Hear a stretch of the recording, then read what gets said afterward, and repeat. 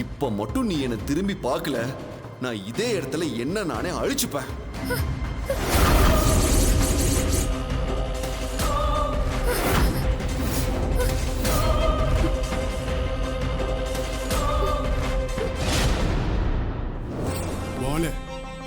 சூரியன் பகல்ல உச்சத்துல வரும்போது தொடங்குற உன்னோட பயணம் அடுத்த நாள் தொடங்கறதுக்கு முன்னாடி, அதாவது நள்ளிரவு 12 மணிக்குள்ள நீ அந்த 50 குழுவை சந்திச்சு முடிச்சிருக்கணும்.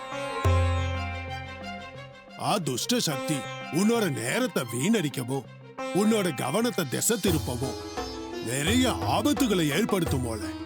அதாவது என்னோட உருவத்திலேயோ இல்ல உன் வீட்டுல இருக்கிற ஆளுங்க உருவத்திலேயோ, ஏன் சித்தார்த் தம்பியோட உருவத்துல கூட துஷ்ட சக்திங்க உன் கண்ணு முன்னாடி வரலாம்.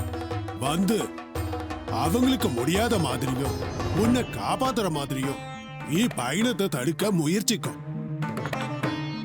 நீ எதையும் கண்டுக்காம உன்னோட இலக்க நோக்கி உன் பயணத்தை தொடர்ந்து போய்கிட்டே இருக்கணும் போல. ஏன் ராணி என்ன திரும்பி பார்க்க மாட்டேங்கிற? ராணி என்ன பாரு ராணி. ராணி ராணி என்ன திரும்பி பாரு ராணி. ராணி ஐயோ கடவுளே, ஏன் எனக்கு மட்டும் இப்படி ஒரு சோதனை? இது நிஜமாவே தாடிக்காரன் குரலா இல்ல என்ன திசை திருப்ப அந்த துஷ்ட சக்தி பண்ற வேலையான்னு தெரியலையே. இல்ல, நம்பூதிரி சாமி சொன்ன மாதிரி இதெல்லாமே அந்த துஷ்ட சக்தியோட வேலையா தான் இருக்கும். தாடிக்காரன் குரல்ல என்ன கூப்பிட்டா நான் திரும்பி பார்த்து என்னோட கவனத்தை திசை திருப்ப பாக்குது. வேணா ராணி, நீ எப்படியாவது ராத்திரிக்குள்ள அந்த 50 குழுவை பார்த்துடணும்.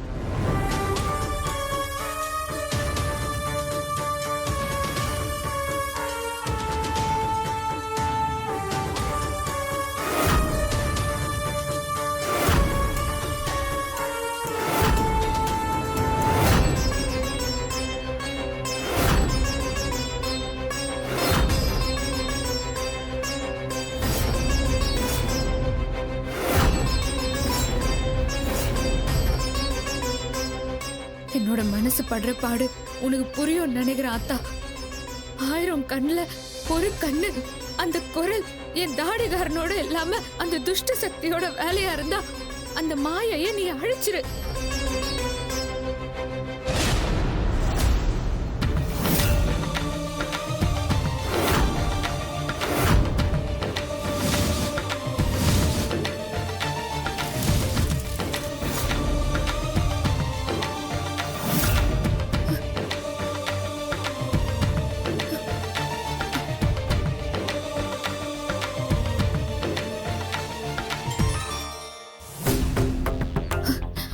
ஒரு நிமிஷம் தாடிகாரனோட குரலை கேட்டதும் நான் தடுமாறிட்டேன். ஆத்தா, நல்ல வேலை நீ என்னைய காப்பாத்திட்ட. இனி எந்த தடை வந்தாலும் நம்ம பயணத்தை நிறுத்தவே கூடாது.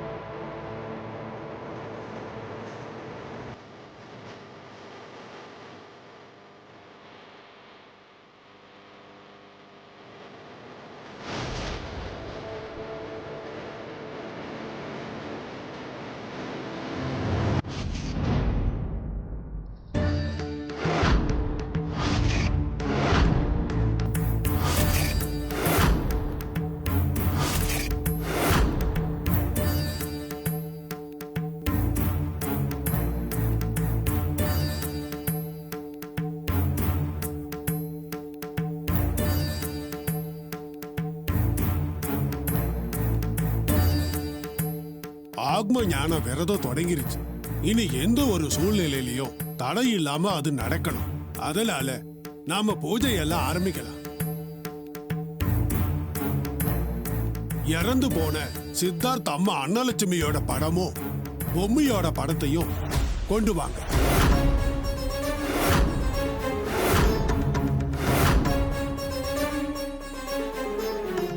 அவங்களோட படம் எதுக்கு நம்புறீங்க?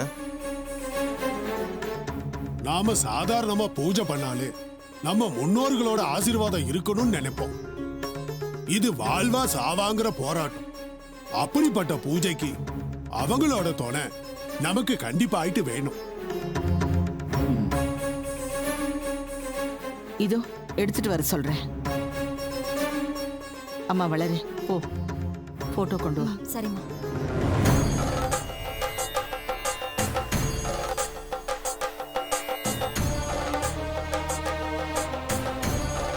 இந்தாங்க.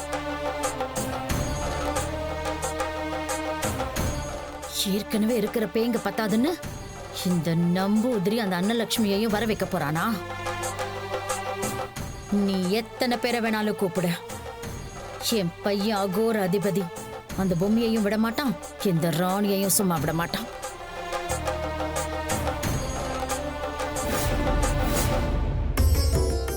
மோளே, நீ படத்தை அங்க வை மோளே.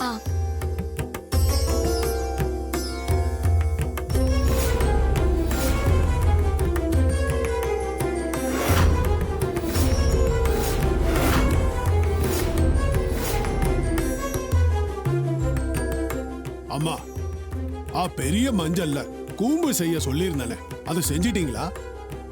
செஞ்சுட்டோம் சாமி. அதை எடுத்துட்டு வாங்க. இதோ கொண்டு வரேன்.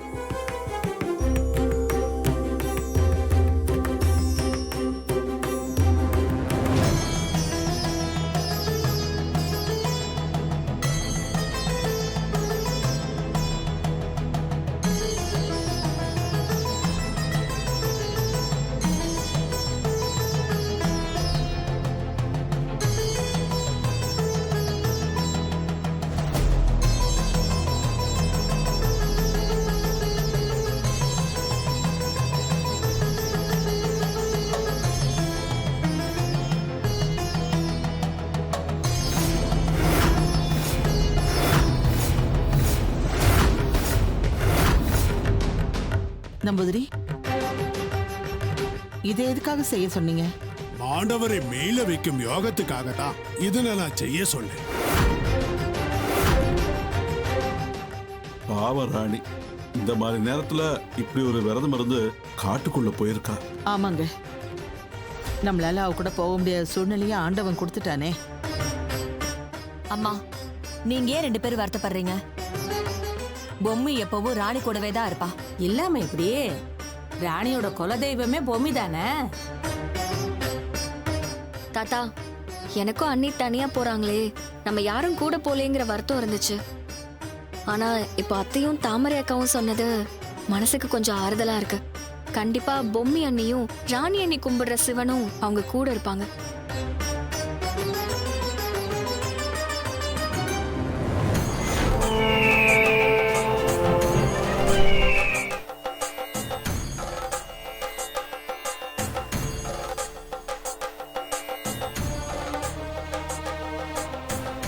அத்தா, என்னோட நிலைமைய பாத்தியா? என்னை விட ராணி பாவம். பிறந்ததுல இருந்து இப்ப வரைக்கும் எந்த சுகத்தையும் அனுபவிக்காதவ. அவளுக்கு வேம்பு சாரும் அவ வயித்துல வளர குழந்தையும் தான் உலகம். அவங்க 2 பேருக்கும் இருக்கிற ஆபத்தை போக்க அவ எவ்வளவு பெரிய ஆபத்தான விரதத்தை மேற்கொண்டு போயிருக்கா. நீதான் அத்தா அவளுக்கு துணையா இருந்து அந்த பயணத்துல எந்தவித தடையும் வராம பாத்துக்கணும்.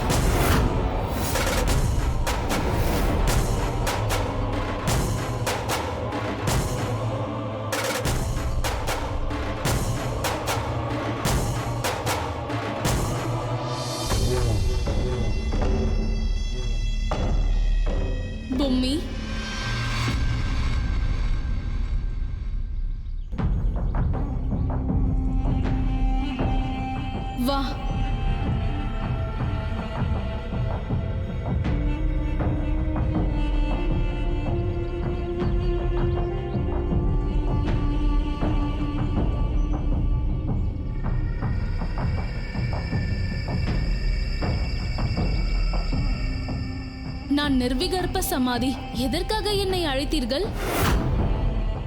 நான் விகற்ப சமாதி, எதற்காக என்னை அழைத்தீர்கள்? நான் சஞ்சீவினி சமாதி, எதற்காக என்னை அழைத்தீர்கள்? என் தங்க ராணி காளி வேஷம் போட்டுக்கிட்டு தலையில 1000 கண் பானையோட காளி கோயிலுக்கு போயிருக்கா. என்னால் அவளுக்கு நேரடியா உதவி செய்ய முடியாது.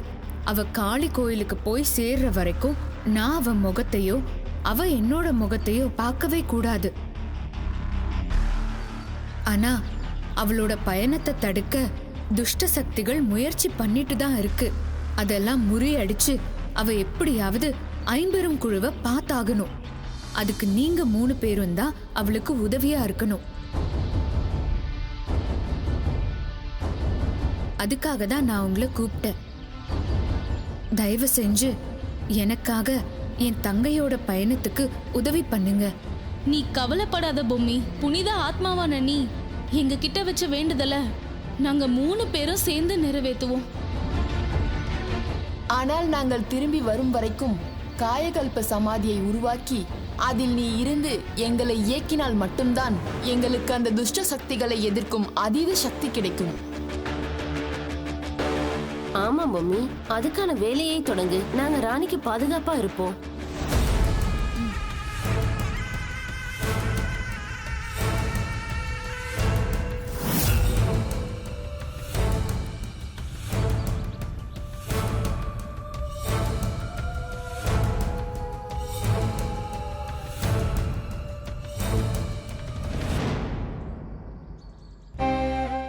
ஆத்தா, ரொம்ப நன்றி ஆத்தா. இதோ இப்பவே காய கல்ப சமாதியை உருவாக்கி அவங்க 3 பேருக்கும் அதீத சக்தி கிடைக்கிற மாதிரி செய்றேன்.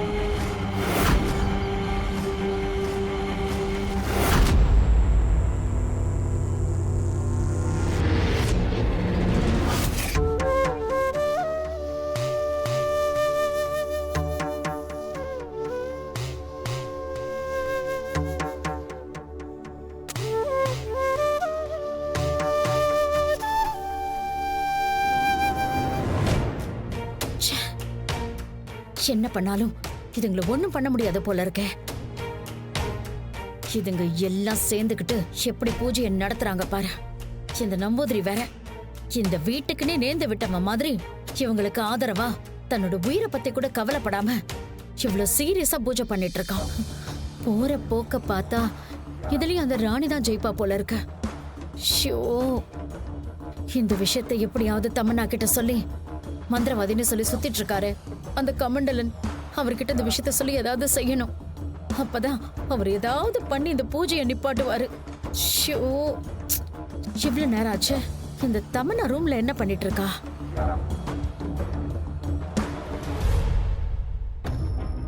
தமன்னா, ஏய் தமன்னா, எனக்கு இருக்கிற டென்ஷன் பத்தாதுன்னு இவ வேற இவ பங்குக்கு எனக்கு பிபியை ஏத்துறாளே. ஏய் தமன்னா,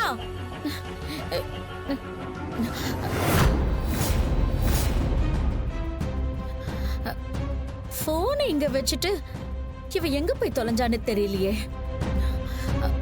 ஒருவேளை பாத்ரூம்ல இருப்பாளோ?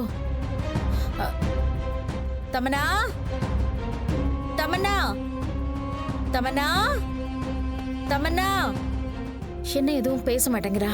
தமன்னா, தமன்னா, ஏய், காணமே, எங்க போனா? உள்ளேயும் ஆளை காணமே, எங்க போயிருப்பா? எங்க போயிருப்பா? அப்படி பாத்ரூம்லயும் ஆளை காணுமே.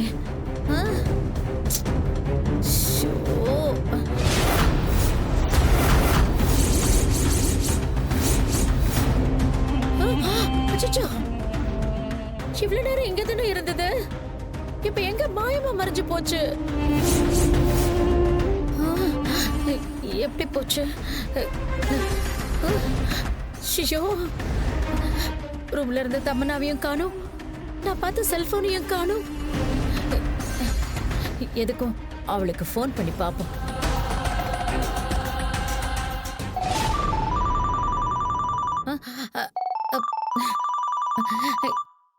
இவ்வளவு கிட்டத்துல சவுண்ட் கேக்குது, ஆனா போனை காணுமே.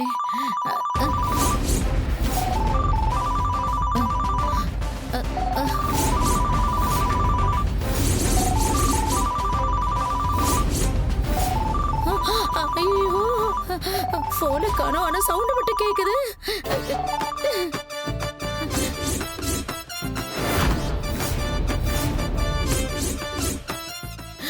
ஐயோ, போனை காணோம், ஆனா சவுண்ட் மட்டும் வருது. முதல்ல ரகுவரன் தம்பிய காணோம், இப்ப தமன்னாவை காணோம். ஐயோ, அந்த நம்பூதிரி பூஜை பண்ண இந்த வீட்டுல என்னென்னமோலாம் நடக்குது.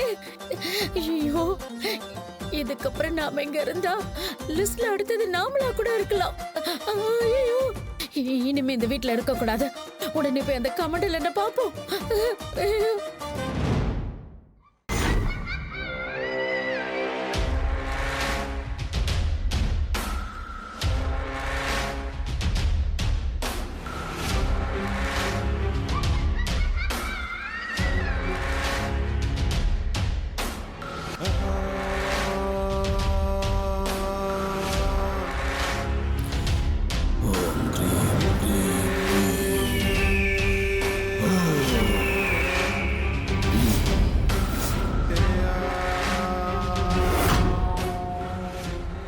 நம்பூதிரி பூஜையை ஆரம்பிச்சுட்டான்.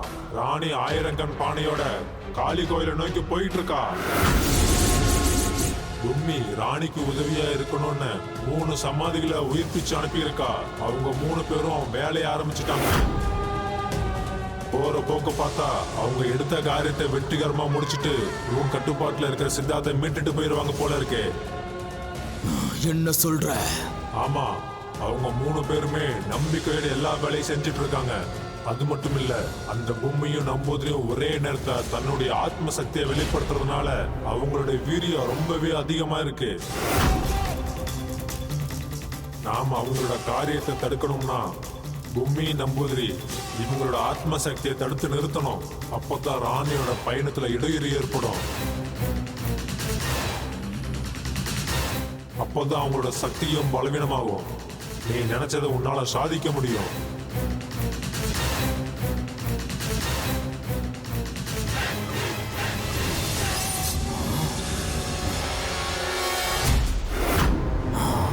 அகோர அதிபதியே, என்னோட அச்சன் அந்த வீட்டுல செய்யற பூஜையை எப்படியாவது தடுத்து நிறுத்து. அதுக்கப்புறம் அந்த பொம்மையோட ஆட்டத்துக்கு முடிவு கட்டலாம். ஒரே நேரத்துல அவங்க 2 பேரையும் நான் தடுத்து நிறுத்துவைய சொன்னி. அப்போதான் இந்த அகோர அதிபதி யாருன்னு அவங்களுக்கு தெரியும்.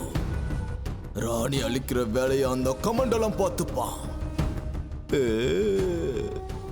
அச்சன் நம்பூதிரி அளிக்கிற வேலைய நான் பார்த்துக்கிறேன். அகோர அதிபதியே, உடனே அதுக்கான வேலையை ஆரம்பி.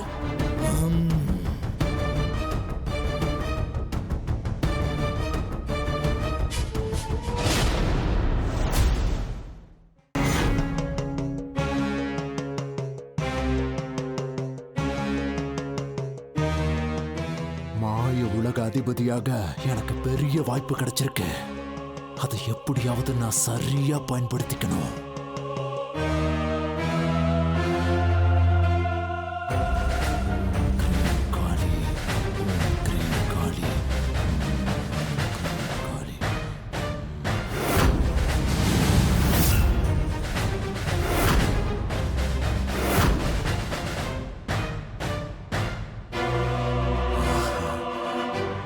எனக்கான வேலை என்னன்னு சொல்லுங்க. சொல்றேன்.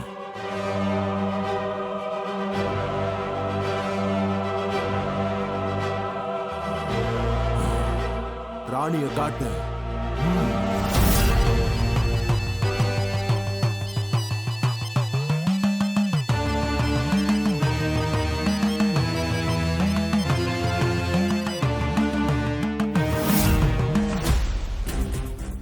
ராணியோட கவனத்தை திசை திருப்பி அவ தலையில இருக்கிற 1000 கண் பானைய அவ கையாலேயே கீழே தரையில வைக்கணும். அதுதான் உனக்கு கொடுக்கப்பட்ட வேலை. அந்த ராணி சாதாரண ஆள் கிடையாது, ரொம்ப அதிபுத்திசாலி. அவளை ஏமாத்துறது அவ்வளவு சுலபமான விஷயம் கிடையாது. நீ எப்படியாவது நடிச்சு அவளை ஏமாத்தி அவ தலையில இருக்கிற பானைய கீழே இறக்க வச்சுட்டா மட்டும் போதும். மத்தத நான் பாத்துக்கிறேன்.